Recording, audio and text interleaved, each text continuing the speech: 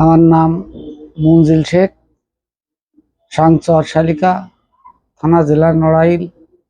আমার বারবিটা ছিল বহি শ্বাস নিঃশ্বাসের কষ্ট, সেটা সারিছে। তারপরে আমার নাতনি খাতে পারতো না, তারও ওষুধ খাওয়াতে ভালো হয়েছে। আমার টিউমার ছিল, ওই ছিল মুখে, সারিয়ে গেছে আল্লাহর রহমতে। ইসমাইলের সব ইসমাইল, ডাক্তার ইসমাইলের।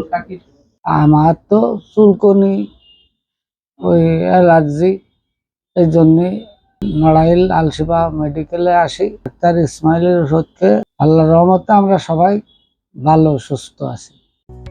আসসালামু আলাইকুম।